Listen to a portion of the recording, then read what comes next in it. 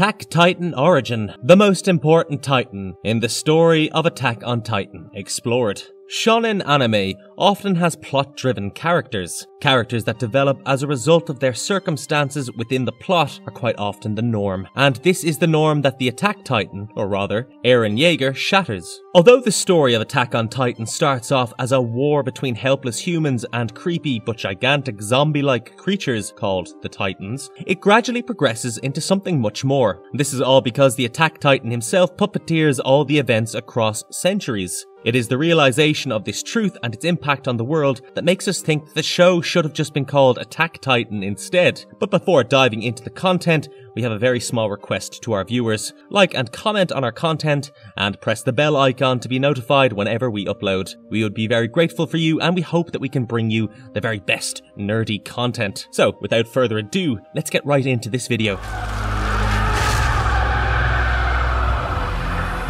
One of the 9 Titan powers, and arguably the strongest. How the Attack Titan was created. The show begins with a devastating scene of humanity finally coming face to face with the predators, that is, the Titans. From the get-go, we are made aware of a few things. Off the top, we know that around 100 years ago, the world was infested by Titans who were hell-bent on destroying humanity. The survivors secluded themselves within walls, which were also created magically. Humans were caged like birds in the face of oppression under the Titans, and finally the world beyond the walls became devoid of civilization and overrun by the Titans. However, as the story unfolds, so do the mysteries, and one of the biggest mysteries is that of the very first Titan to ever exist. Ymir Fritz. 2,000 years before the events of the opening scene of the show, an enslaved girl in the Eldian tribe found herself at the receiving end of the wrath of the tribe's tyrannical ruler, Fritz. As she tried to escape his soldiers and hounds, and injured Ymir Fritz fell into a body of water and came in touch with the source of all living matter, which allowed her to manifest the power of the Titans. However, her enslaved mind took her back to the king, who made her his concubine to exploit her new powers and expand his empire. Through generations, her power was passed down, giving rise to the several thousand Titans of various types that we now know of. For more details on her, check out our video on Ymir Fritz's origins. With all the Titans created, 9 of them went on to acquire the ability to shift between a sentient Titan and a human. Each of them possesses specific skill sets. For example, the Colossal Titan is massive, standing at a height of 60 meters, making it taller than the walls protecting whatever remained of mankind as we know it. It can also blow off tremendous amounts of steam, rendering its opponents unable to close in on it. The Armored Titan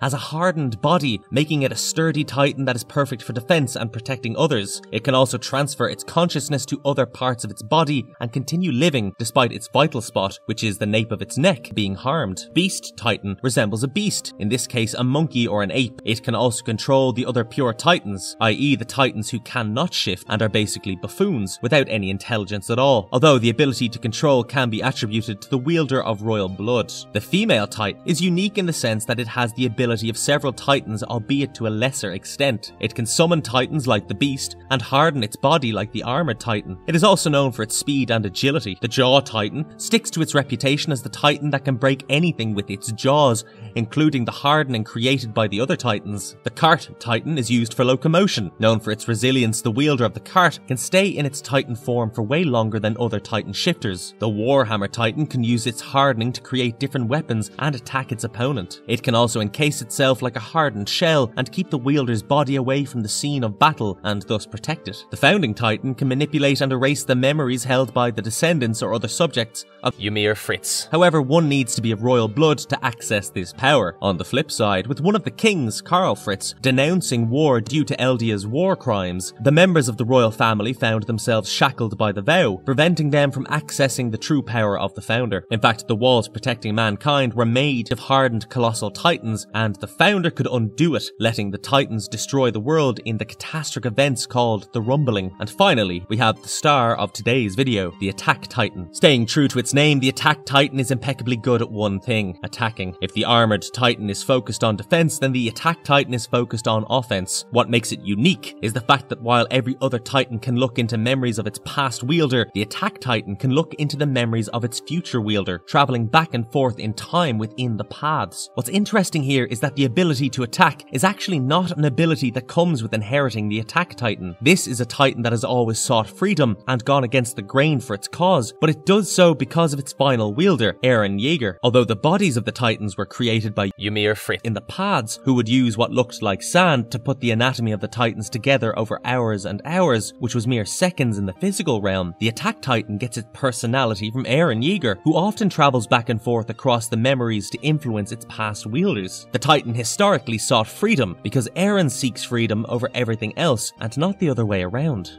However,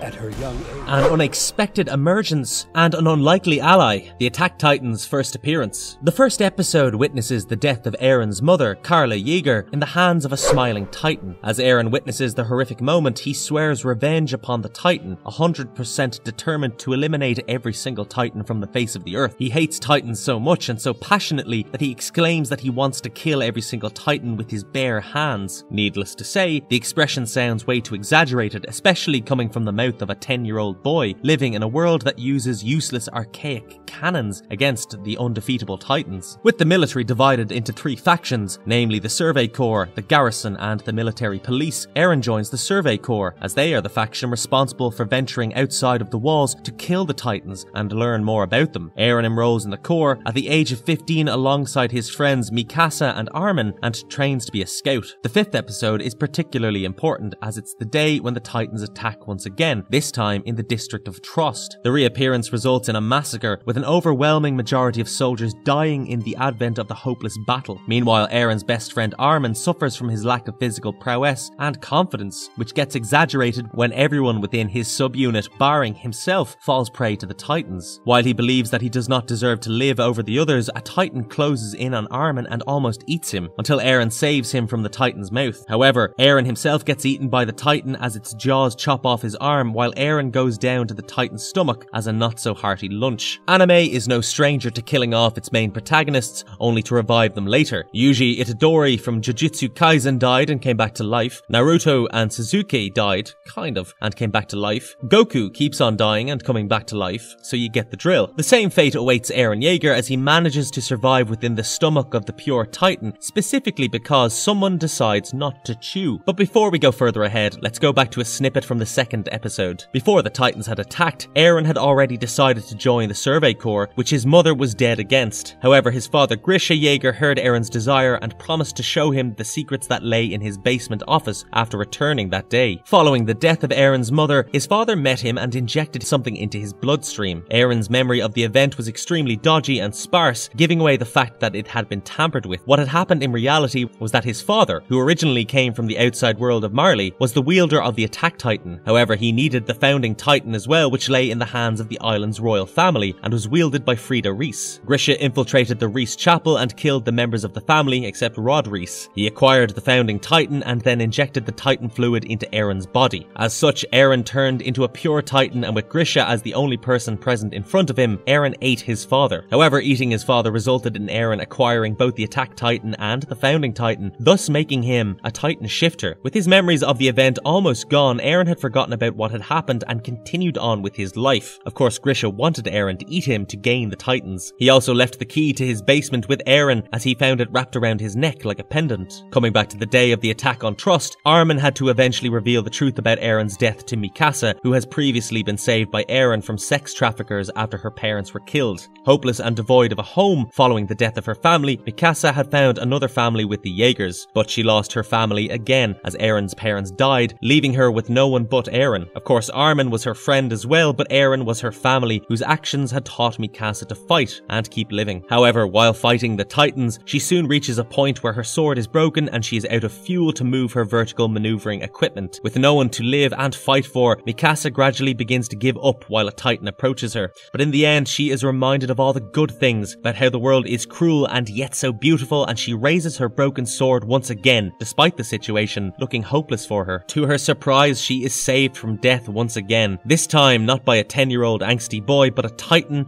who is 15 meters tall. The very thing she has been fighting against is the very thing that saves her. Soon, the Titan, which also looks very different from the rest, proves to be extremely unique in nature as well. As you already may know, this is Aaron's attack Titan. With the memory of being passed down, the attack Titan coming to him in a flash, albeit not clearly, Aaron instinctively bites his finger to cause an injury and turn into the Titan in the other Titan's stomach, bursting out of its belly. Aaron's attack Titan possesses glowing green eyes, long brown hair, elf-like ears, and 10-pack abs. Not only are the scouts surprised to see a Titan fighting off other Titans and aiding mankind, what is even more incredible is that the Titan is not brainless like the others. When it fights with technique instead of killing and eating mindlessly. The scouts strategically get the Titan to help them out, and after the dust settles, it passes away from exhaustion. Miraculously, an unconscious Aaron appears from its nape with his amputated limb from his moment of death intact. For the longest time, humanity has absolutely had no chance against the Titan, but Aaron's ability to shift into one and fight for them is the first ray of hope. For the first time in a century,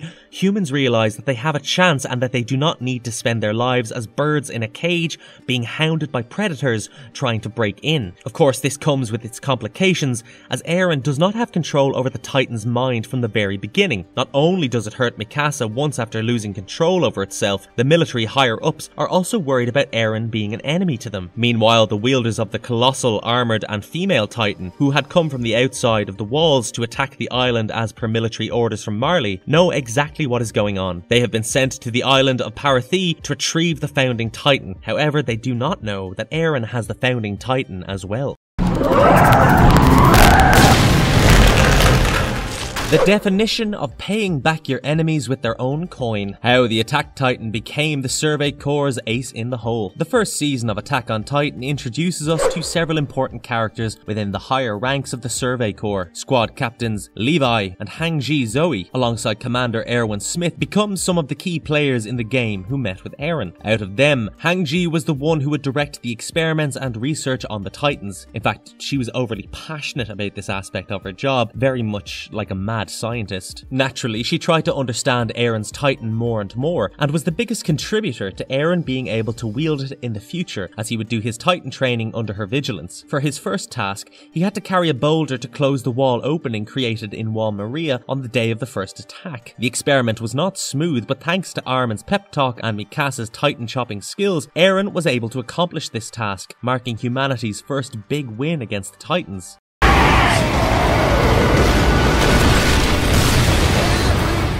Continued experiments also showed that Aaron needed to have a particular motive to transform into a Titan. In one instance, he was about to be nuked alongside Mikasa and Armin as he was a Titan. He instinctively bit his finger once again and turned into a half-done form of his Titan to protect them. If he had to fight, he could transform into the full thing. But for an experiment, no matter how much he bit himself, he was unable to transform. While he rested and drank tea with the others in the military, he dropped a spoon because of his injuries. As he tried to pick it up, he suddenly turned into a semi-form of the Titan, which caused Hangji and him to conclude that he needed a particular motivation, which in this case was picking up a spoon with an injured hand. The muscular structure of the Titan's body also gave off steam, making it too hot for humans to touch. In the second half of the first season, humanity faced its next challenge with another intelligent Titan, the female Titan. It was a Titan wielded by Annie Leonhardt from the Survey Corps, who had only infiltrated the walls and joined the Corps to acquire the founding Titan. No one except the armored Titan and the colossal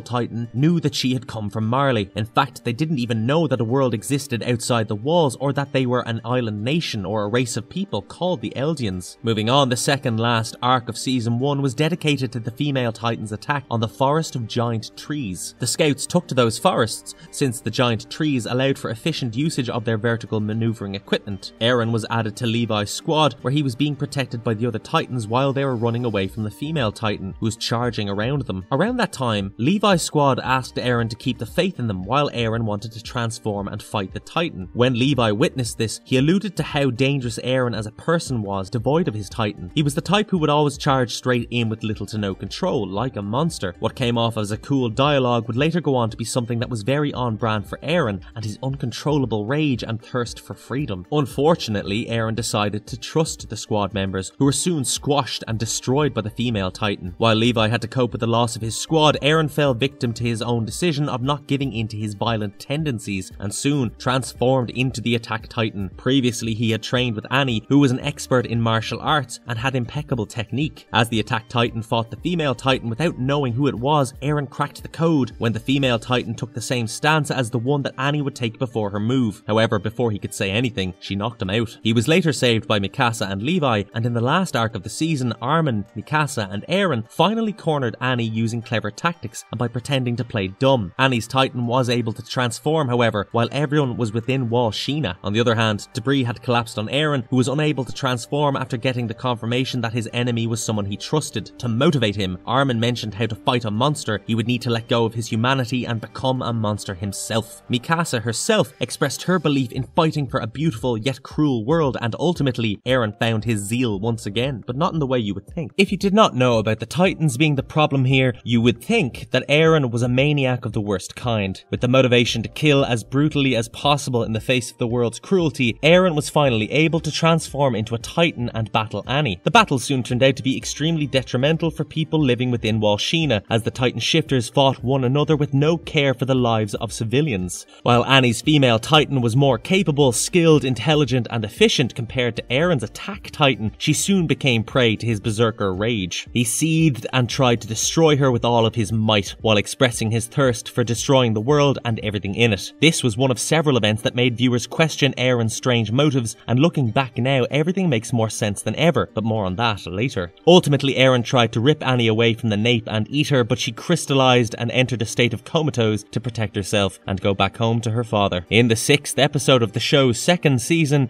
we experienced one of the craziest plot twists in the history of fiction, when Reiner revealed that he was the Armored Titan, while Bertholdt was the Colossal Titan. Eren had considered them to be like his brothers, and for those people to turn out to be the very beings who caused the death of his mother and the destruction of his town, it sent him off the rails. Betrayed beyond belief while Reiner wanted to take Eren away to Marley with him once he wielded a Titan, Eren transformed once again to fight.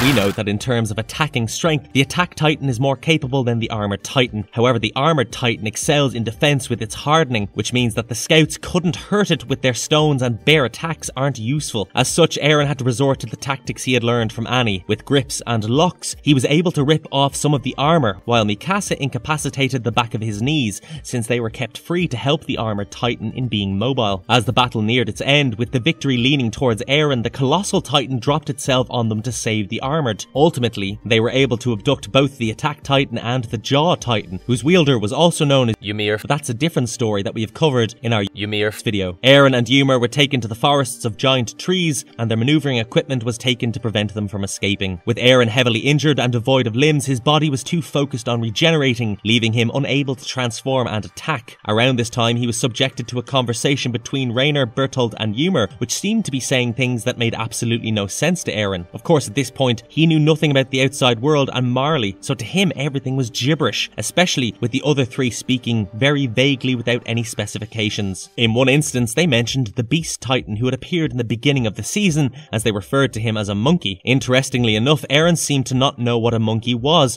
since there was no monkeys within the walls, so as an animal, it didn't exist for them. Another interesting giveaway was how from the very beginning of the show we get to see seagulls, implying there was a sea nearby, and yet Armin's motivation continued to be by the sea, which he wanted to see with Eren so desperately as he had read about it in books, all while being oblivious to the fact that they had lived on a land surrounded by the sea. Anyway, Reiner and Bertholdt had to take Eren back to the Beast Titan as he wielded the Attack Titan. Following the Great Titan War, when the noble Eldian clans fought over the 8 Titans while the royal family held the founder, Marley took the opportunity to attack Eldia after being oppressed by them for so many centuries. With Karl Fritz siding with Marley, due to his immense guilt over his country's war crimes, 7 of the 9 Titans fell into Marley's hands. The royal family kept the founder and locked themselves within the walls and the vow of peace, while the Attack Titan was the only one that went astray. However, the main purpose was to get the founding Titan, and no one knew who had it following the demise of the royal family. In the outside world, Marley had become the dominant power due to their tremendous military might, which was the result of them harboring the subjects of Ymir and 7 Titans, with one of them having royal blood, making him capable of turning regular Eldians into pure titans by feeding them his spinal column and screaming to activate the process of transformation. However, with the advancement of technology, Marley's military might was dwindling, which meant that they would need to pull out their ace. If they had the founding titan, they could give it to an Eldian without royal blood and make them control the titans to use the colossal titans from the walls of Parathi Island, and use them against enemy nations. On the other hand, Parathi was brimming with a fossil fuel known as iceburst stone, which they used to power up their maneuvering gear, and Marley wanted to get their hands on that as well. This brings us back to Eren, who finally activated the power of the founding titan in the 12th episode of season 2. While Reiner and Bertolt tried to abduct Eren and bring him to Marley, they were stopped from doing so by the scouts, as Eren was the biggest key player for them and they couldn't afford to lose him. However, the battle ultimately resulted in Mikasa getting too injured to fight, while the others were in a hopeless situation. A leg injury also prevented Levi from joining the battlefield, and Erwin had lost an arm. History repeated when Eren came face to face with the same smiling titan who had killed his mother, and this time it killed Hans, another person whom Eren was close to and considered his family. Eren could not save Hans as he was unable to turn into a titan at the key moment, even though he kept biting himself as much as he could. The horrifying situation caused him to break down and blame himself for being useless and a sore loser, but when Mikasa reminded him of everything he had done for her, giving her a reason to live and go on, Eren decided to fight back as well. Once again, an instinct prompted him to touch the smiling titan, which sent sparks all across the titan shifters within the vicinity, and Eren got temporary access to the titans. With this newfound control, he was able to send the pure titans away from the scouts to the smiling titan and Reiner, thus saving the day. However, what caused Eren to finally unlock the power? Without royal blood, Eren could not use the founder's power, so he needed to come into contact with someone who was Eldian royalty, and to his luck, the smiling titan happened to be that person. Originally, she was Dana Fritz, a woman of royal blood, Eren's father's first wife and the mother of Zeke Yeager, or the Beast Titan. The event also revealed to Reiner and Bertolt the truth about who the founder had fallen to, referred to as the coordinate because of the founder's ability to access the coordinate in the paths that allowed her to control her subjects. Reiner was very aware of what would happen if Eren, the guy who had dedicated his life to destroying every titan in existence, gained access to the power.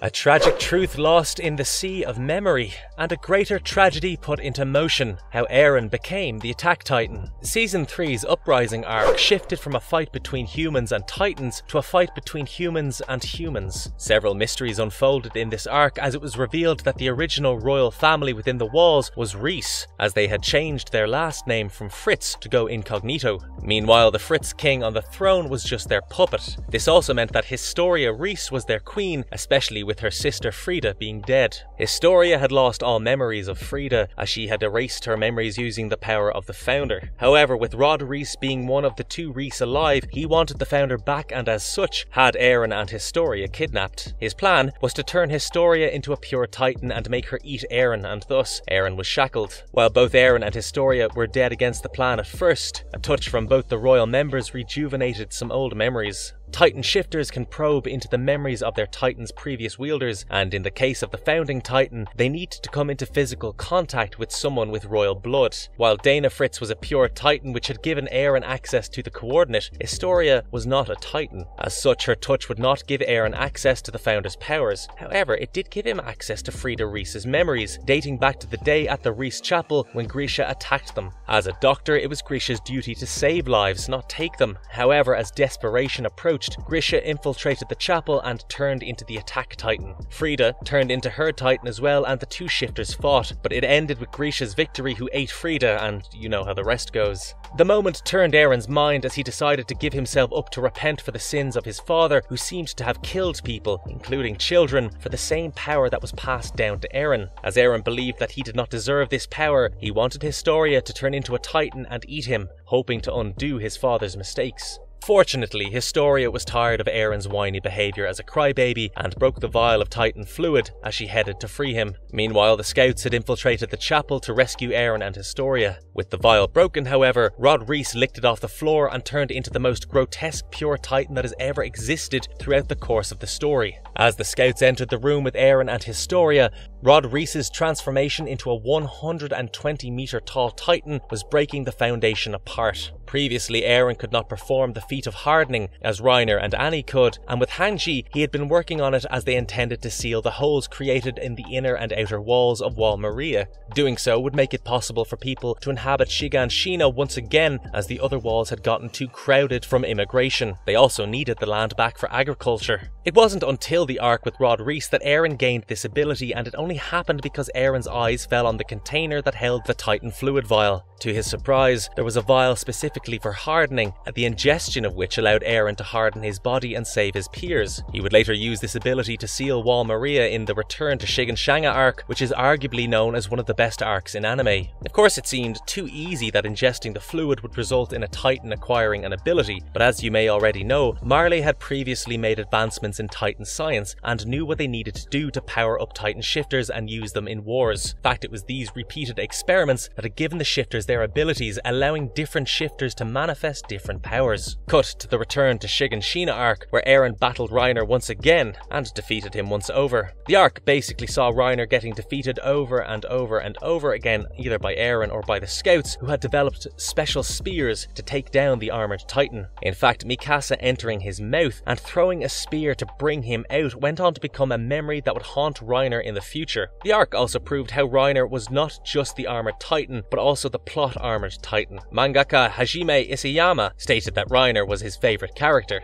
The arc also witnessed the historic scenes of Armin killing the colossal Titan, the Beast Titan obliterating the new scouts like a game of basketball, the iconic Levi vs Beast Titan scene, and Mikasa and Eren breaking military code and attacking Levi to save Armin over Erwin, leading to Armin gaining the colossal Titan after Bertholdt's death. Throughout everything, the scouts chased after the basement Grisha had told Eren about. With nothing stopping them, they finally realized their dream and gained access to Grisha's records. Humanity had thrived beyond the walls, but the people of Eldia had not. Historical records stated how the Eldians oppressed the world and committed grave atrocities on them, specifically Marley. So after Marley gained power and Eldia fell, the Eldians were demonized for their ability to turn into the grotesque Titans as the subjects of Ymir. The Eldians in Marley lived in an internment zone called Liberio, while others retreated to Parathi Island within the walls, who went on to become known as Island Devils. Even in Marley, the Eldians were treated terribly and taught to hate their own kind. The constant brainwashing made it taboo for Eldians to question Marley. Grisha was an Eldian in Liberio. One day he and his sister Faye broke protocol and left the internment zone without a pass because Faye wanted to see an aeroplane. As a result, Faye was fed to the hounds while another military man distracted Grisha. The traumatizing event gradually resulted in Grisha turning against Marley's brainwashing and wanting to restore Eldia. His cause was joined by several others, including Dinah Fritz, and together they raised their child Zeke to succeed in the Marleyan military and become a Titan shifter or warrior who would actually help the Eldians. However, Zeke himself was traumatized by the constant pressure his family put upon him and ratted them out to the military to save his grandparents. As such, the Restorationists were punished by the Marleyan military. Dana was pushed off an edge alongside other Restorationists as they were turned into pure Titans who would later attack Parathi Island. Meanwhile, the man pushing them away was a spy who discreetly worked for the Restorationists and would commit crimes against them to avoid suspicion. After he had killed off the Marleyan soldier who was supervising the event, he was revealed to be Eren Kruger, the wielder of the attack Titan. Because a Titan shifter could only live for 13 years, Kruger had to pass the Titan down, especially with his tenure coming to an end. One of the craziest moments in the scene was when Kruger asked Grisha to live within the walls and start a family. He advised him to get married, have a child within the walls, and save Mikasa and Armin. At that time, neither Mikasa nor Armin were born, which made Grisha question who they were. To his surprise, Kruger himself didn't know them and questioned who the memories belonged to. Of course, now we know that these memories were Eren's, and the attack Titan could access the memories of the future wielder. As the scouts learned the truth, their worldwide view shifted, but the worst was yet to come for Eren.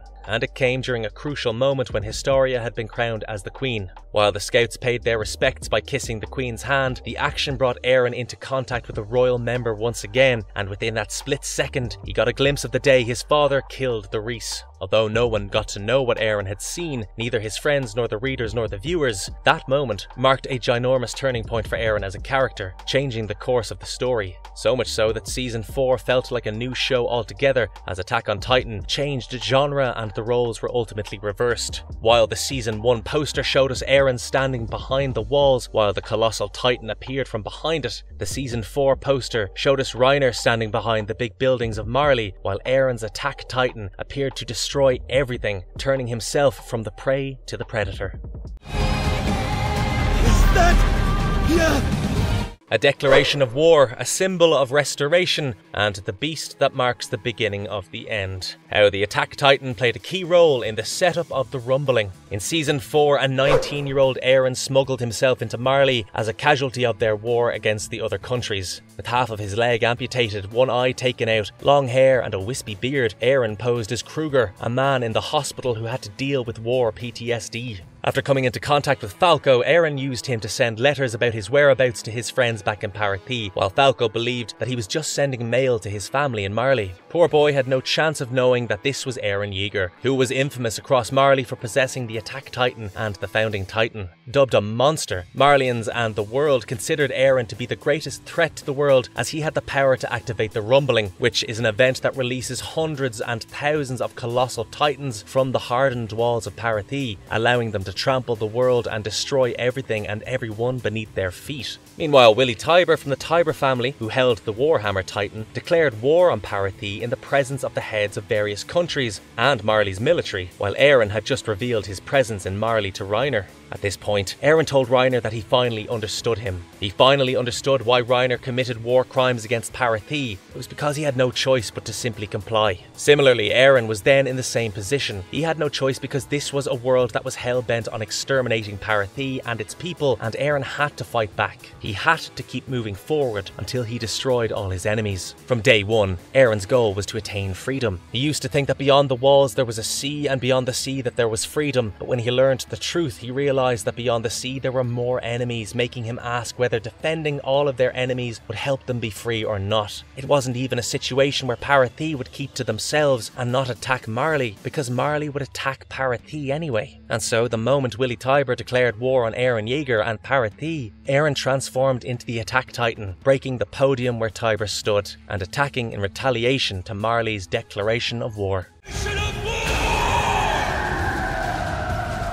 Soon the scouts arrived on Marley as well, while Eren fought the Warhammer Titan. Using the Jaw Titan's mouth, Eren was able to break the hardened crystal that the Warhammer had encased herself in, and subsequently ate her to gain her powers. Although he had the help of the scouts, they didn't exactly agree with his plan. Not to say that he was wrong, but it was more so the fact that they didn't know the truth as much as he did. Later, towards the end of the first part of Season 4, Marley retaliated and attacked Parathi, with Reiner leading the battle. Meanwhile, Eren had joined hands with his half-brother Zeke, who was not so focused on supporting Marley and Parathi. Instead, his goal was to end the curse of the Titans and the pain of the Eldians and the world as a result. He wanted to use his status as a Titan shifter of royal lineage to come into contact with the wielder of the founder Eren, giving him access to Ymir Fritz. He then wished for Eren to make Ymir euthanize Eldians, bringing the race to an end in the future. As such, Eldians across the world could live in peace while the world would not have to worry about a rumbling. Of course, Eren said yes to this plan just for the sake of it and just to come into contact with him. Everyone from the Marleyan army and Parathi tried to keep Eren away from Zeke as they didn't wish to start the rumbling.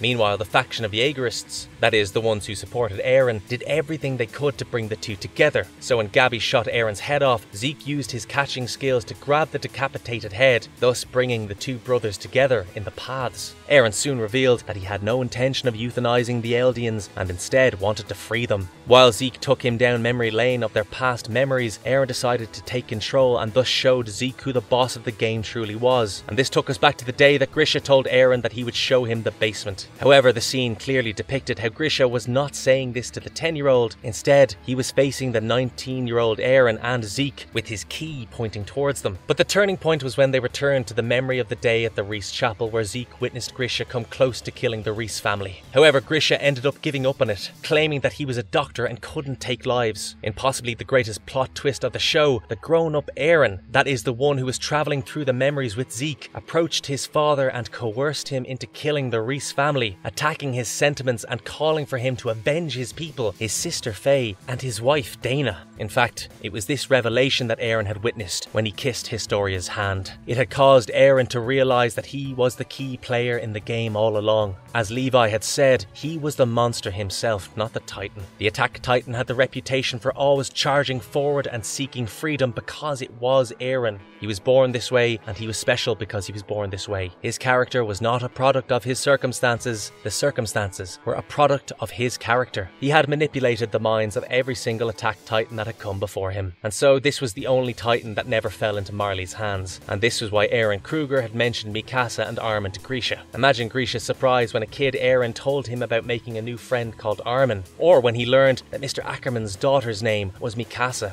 Interestingly, the Japanese title of the show, Shingeki no Kyojin, translates into Attack Titan and not Attack on Titan. Come to think of it, the title Attack on Titan doesn't even make much sense in English. In reality, the story is not about humans versus titans or attacking titans. It's about Eren Yeager, the Attack Titan and the boy who sought freedom. As the brothers meet Ymir Fritz, we realise that the one who began it all was her, and the last thing the girl had ever been was free. Not in her life and definitely not after her death, which is why she had been waiting for Eren for 2,000 years, waiting for him to come free her. And that is exactly what he did when he gave her a choice for the first time. While Zeke wanted the Eldians to be euthanized and Eren wanted the rumbling, he gave Ymir the choice to do whatever she wanted to do, and ultimately it was Ymir who decided with Eren and gave him complete access to her powers as the founding Titan. And with Eren gaining the form of the founder, he initiated the rumbling. What was interesting was that when he touched down on the outer world for the first time in his full glory, he was not referred to as the one with the founding Titan anymore. He was there to attack a world that had left him with no other option. He had seen the future and he knew that this was the only way to ensure their survival, and he wanted long lives for those who lived, long lives that were not tainted by the curse of the Titans. With the likes of Armin, Reiner and Annie being Titan shifters, Eren would have to bring the power of the Titans to an end altogether, and it would all start with the rumbling he caused as a monster. And it was this moment when the others began to refer to him as the Attack Titan, because that is what he was there to do. He was there to attack.